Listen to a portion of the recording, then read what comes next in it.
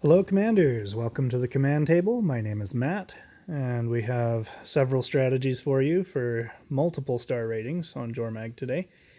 And we'll hop right into that, but first, if you'd please be so kind as to like, subscribe, and if you want notifications when I drop new videos, be sure to hit that notification bell. Also, if you have any questions or comments, please feel free to leave those below. We also have the command table Discord channel. The link will be in the description of this video. So if you want to see updates to the strategies over the course of the next 2 days, go ahead and hop on and see what we've come up with to hopefully save you some more keys and elixirs. So let's go ahead and dive right in. We've had a lot of contributions from the community today, so let's go ahead and do those first. BERZ, he has a 1 elixir build. Let's take a peek. Okay, we're using kind of the Titan setup. He's got a Rhino in there, Phoenix, and a Stormcaller, and then the front line are the Eternal Champions and the Monster Hunter. So I'm fairly confident that he's going to have Leech on most of these units. It looks like they're kind of maintaining their health, so that seems to be the case.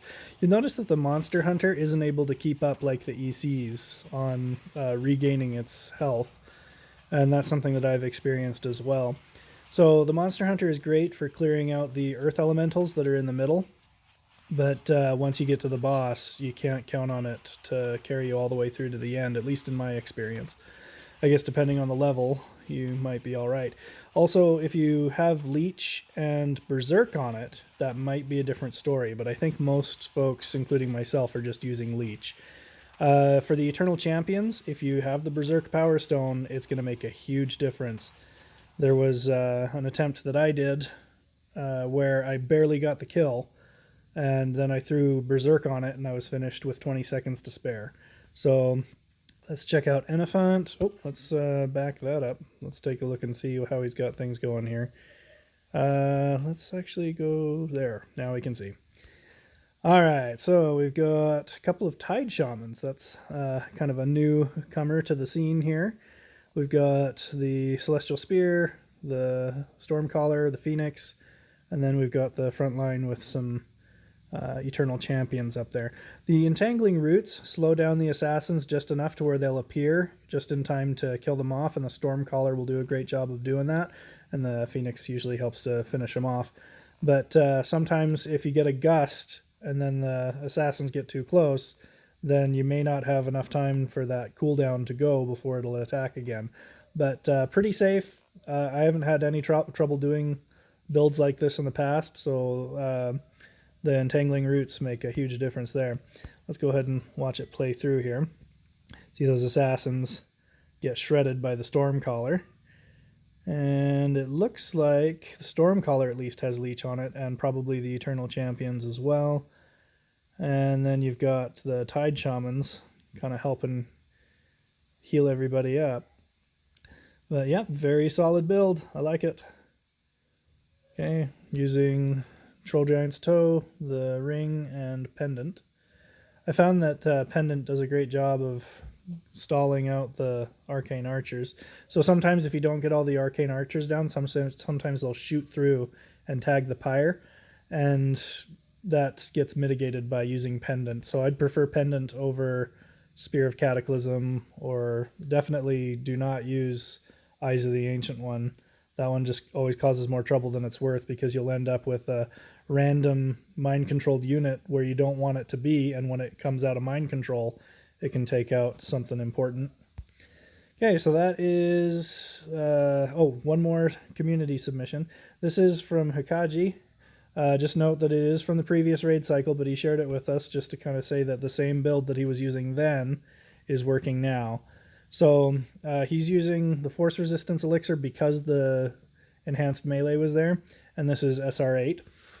But I thought this was interesting setup with the Crystal Spires, the Soul Pylon, and the Rhino. But for those of you at a lower star rating, probably don't need the Force Resistance, and with the Wounded debuff, which you may not have, because I think that comes into play around SR10. So if you don't have the Wounded debuff, you don't have to worry too much about things. You probably just need the Leech on your Eternal Champions, if that. So thank you, Hikaji, and now I'll show you my stuff. So I started off, I figured, oh, wounded debuff, I'll just throw the Blessed Bombot in there, and that was fine. Did all right, but it ultimately wasn't necessary because I have the toe heal. You lose 95% of your health, and then the toe buffs you back up with a huge heal. And you'll notice I've got clone on both of my Phoenix units, so there's 4 Phoenix just cranking out the flames there. And I did get toe to level 5 last raid, so do be aware of that if you have the threshold of units, you may not want to put clone on one or both of your Phoenix. You can use haste instead, and that'll get you more gusts from one Phoenix, because if you have the threshold of less than 13, then that means you can have 12 bodies on the field, and between 2 Eternal Champions you can have 7 or 8 bodies right there, 9, 10, 11. Yeah, so you got to be careful how many bodies you add, or you could end up causing yourself to not get that bonus from the Troll Giant's Toe. And there it goes. So that was first with the Blessed Bombot, then I switched from the Blessed Bombot to just a regular Bombot, because the Blessed Bombot is kind of counterintuitive if you're using Berserk. You'll notice I'm going through the Power Stones there. I got Berserk on the Eternal Champions, and that makes such a huge difference because they're the primary source of your damage once you get to the boss, especially since we're not using the accuracy elixir. We're going elixir free. You'll notice that I had haste and clone on both of the Phoenix. You don't really need leech, because you'll see they just kind of die intermittently and then come back a few seconds later. I think it's 10 seconds. But they don't all die at the same time, so you've always got fire being applied by somebody. And you'll notice there goes the last 2, and then the first ones that went down will just pop right back up and finish off the job. You won't always have your Eternal Champion's path to the back, or your Monster Hunter. But the Arcane Archers aren't that big of a problem, especially if you use Pendant, because they'll be frozen a lot of the time. And most of the time they won't even be able to hit your pyre, just depending on where the units line up. The shots will go weird directions. For my second profile, I obviously don't have the same unit levels on everything, but I did switch out a Mechanical Horror for a Phoenix, and it seemed to work quite well. So it does really good at kind of keeping things off of those Phoenix to keep them going.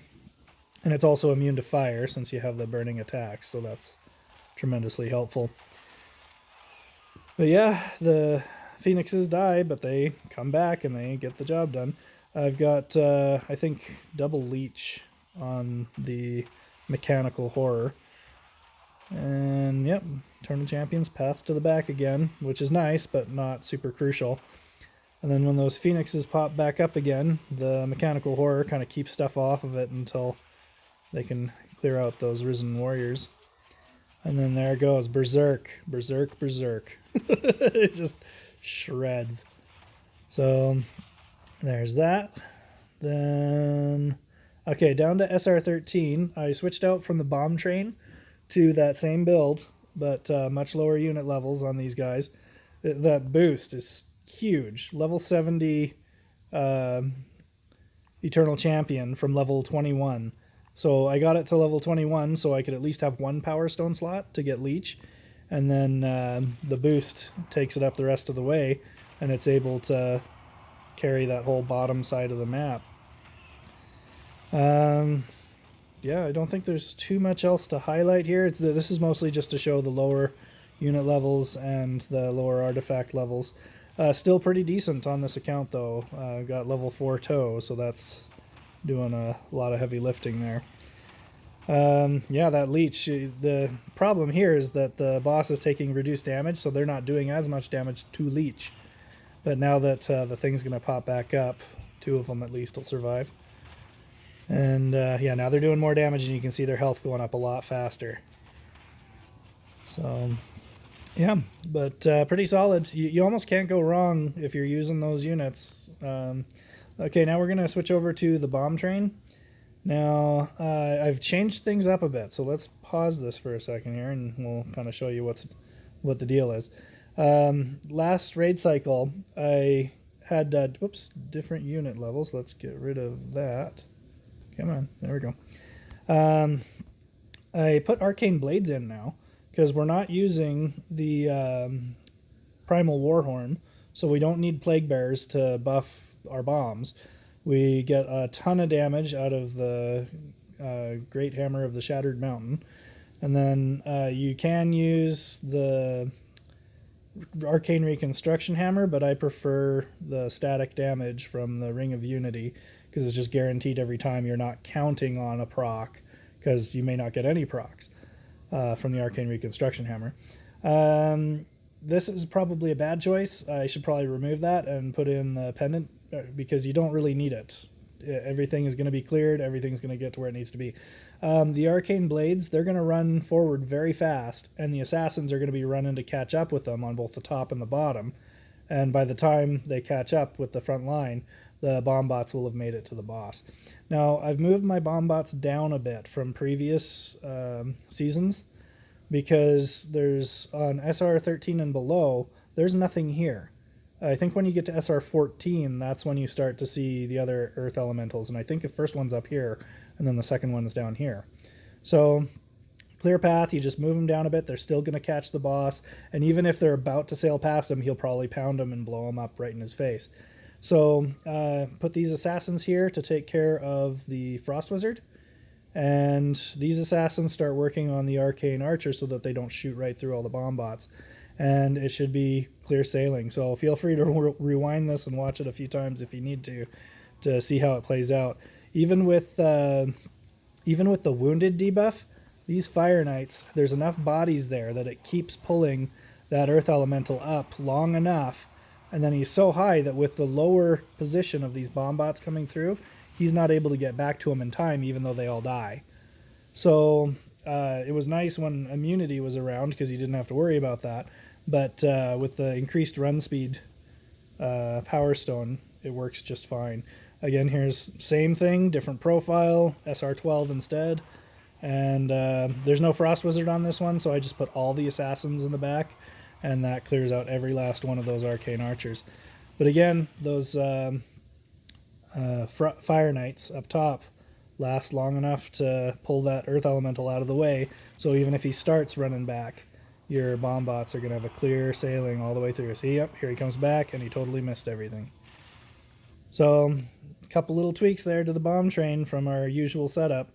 But, and here is my lowest level profile. Nothing above level 50. This is against SR 13.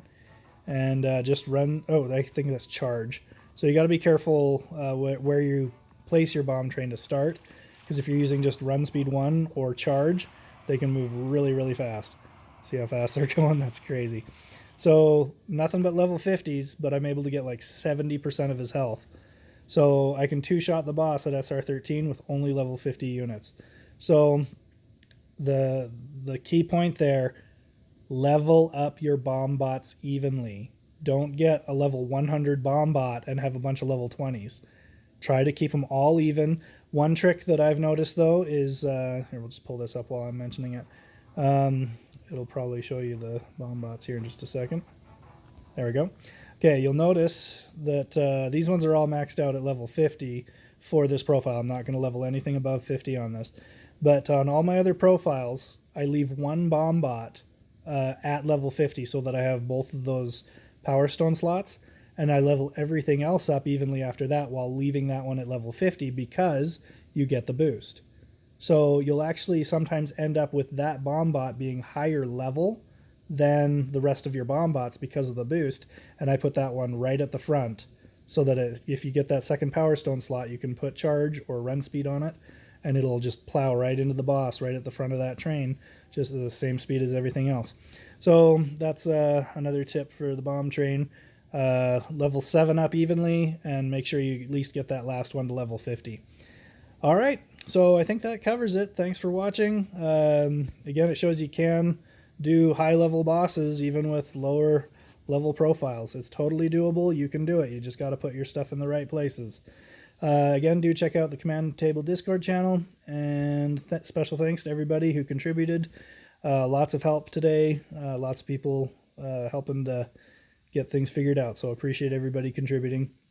You can do that on the Command Table Discord. You can put a screenshot or a video, and I'll do my best to include it. And the best thing you can do right now is subscribe, so please subscribe to the channel. That will be the best thing that you can do to help me out right now. Once we get to 1,000 subscribers, we can apply to get monetized, and then we can start putting more into the channel. Thanks for watching. We'll have more content for you soon.